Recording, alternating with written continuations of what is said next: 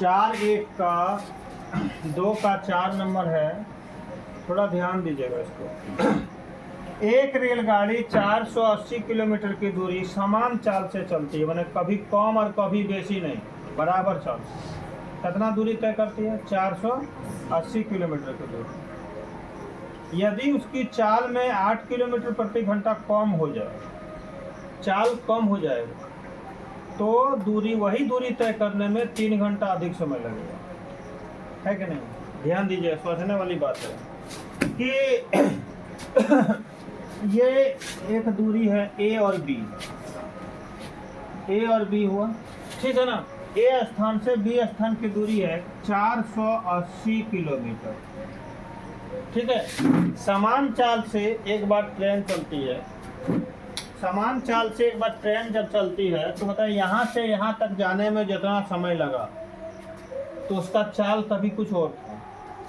उसके बाद वो क्या किया कि चाल को और कम कर दिया, 8 किलोमीटर प्रति घंटा कम कर दिया, तो वही दूरी तय करने में उसको 3 घंटा बेसी समय लगेगा। हम कहते हैं कोई भी आदमी यहाँ से मोटरसाइकिल से जाएगा गोड्डा, उसको जितना समय लगेगा, कोई आदमी साइकिल से जाएगा तो उतने समय लगेगा न, कम लगेगा न बेसी लगेगा?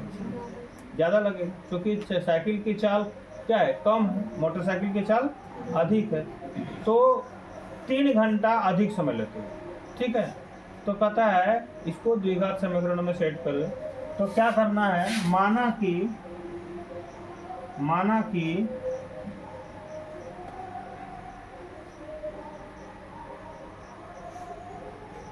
पहले रेलगाड़ी की चाल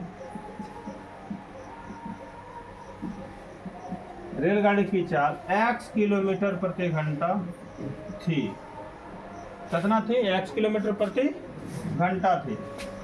कुल दूरी कितना था? कुल दूरी 480 किलोमीटर थी। अब बताइए चाल बराबर क्या होता है? चूंकि चाल बराबर दूरी बट्टा समय, तो चाल तो दिया है, कितना दिया है? x दिया है, दूरी कितना है? 480 किलोमीटर है। अब बट्टे नीचे समय t1 ले लेते हैं। अब इसके साथ इसको गुना करेंगे और फिर इसको इधर लाएंगे तो क्या होगा? बट्टा में हो जाएगा। इसलिए t1 बराबर क्या होगा? 480 बट्टा x घंटा। समीकरण 1 ले लो, ठीक है। समझ में आया ना? प्रश्न से या पुनः लिख सकते हैं, पुनः चाल में कमी। कितना कमी हुआ है? 8 किलोमीटर प्रति घंटा। पहले कितना थी? x, और इसमें घटा दीजिए 8 किलोमीटर प्रति घंटा, हाँ, तो कितना हो जाएगा? किलोमीटर प्रति घंटा चाल हो गया। कुल दूरी तो आपका कितना है? कुल दूरी 480 किलोमीटर है ना। तो या इसलिए डायरेक्ट लिखेंगे t2 समय बराबर क्या होगा? अभी निकाले ना, दूरी बट्टा चाल, दूरी बट्टा चाल। तो दूरी यहाँ कितना है? 480 किलोमीटर, और चाल कितना है? x माइनस 8 है ना, किलोमीटर प्रति घंटा। देखिए t है, समय है ना, तो समय का मात्रा क्या होता है? घंटा या मिनट या सेकंड मानेंगे। तो यहाँ किलोमीटर प्रति घंटा है, तो ये भी क्या हो जाएगा? घंटे हो जाएगा, ठीक है। और यहाँ भी सबको डिलीट कर दीजिए टोटल को, और लिख सकते हैं घंटे, है कि नहीं। अब यहाँ लिखेंगे कौन सी? प्रश्न से। प्रश्न से बताइए पहले इतना समय लिया था और अब इतना समय ले रहा है, कौन सा बेसी समय ले रहा है? पहले कि पीछे वाला? ये ज़्यादा समय ले रहा है ना। तो क्या हो जाएगा?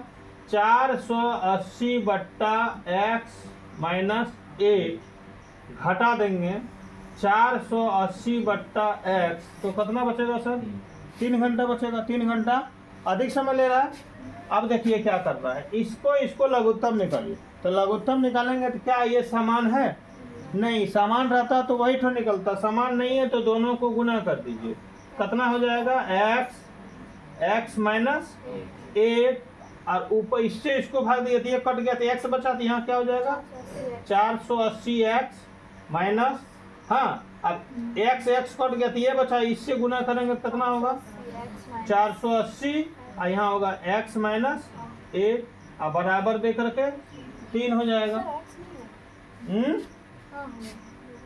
क्या हो गया, समझ में आया? फिर से देख ले, इससे इसको लघुत्तम निकाले तो इतना आया, जिससे हम भाग देंगे उठो कट जाएगा, तो इससे इठो कट गया तो x बचा ना, x से गुना करेंगे 480 हुआ, माइनस दिए x x कट गया तो इतना बचा, तो इतना को इससे गुना कर दीजिए, तो गुना के रूप में लिख दीजिए, हो गया है। अभी समीकरण तो नहीं निकला है, समीकरण निकला है क्या? नहीं, इतना पहले उतारिए, उसके बाद हम आगे बनाएंगे। तो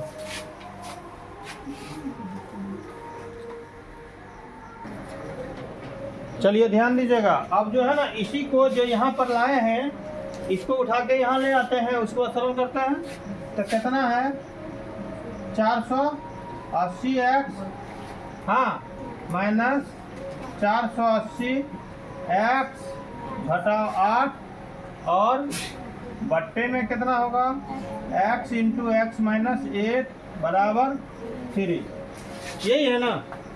चलिए ध्यान दीजिएगा फिर, अब जो है ऊपर वाले को सरल करो, 480x हुआ, इससे गुना कीजिए, प्लस माइनस माइनस 480 हो जाएगा, x हो जाएगा, minus minus plus, minus minus, अब 8 से गुना करो, 8 ही 8 64 के 4 हासिल रहा 6, 8 चौक 32 6 38, एक शून्य डाल दीजिए, अब बट्टे कितना हो जाएगा, इसको गुना कीजिए, एक्स स्क्वायर माइनस 8x बराबर 3, इससे इसको गुना कीजिए, तो देखिए ये तो कट गया ना, कटा कि नहीं, इससे गुना कीजिए तो कितना हो जाएगा 3x स्क्वायर माइनस 8 24x बराबर दे करके इधर कितना हो जाएगा 3840, ठीक है।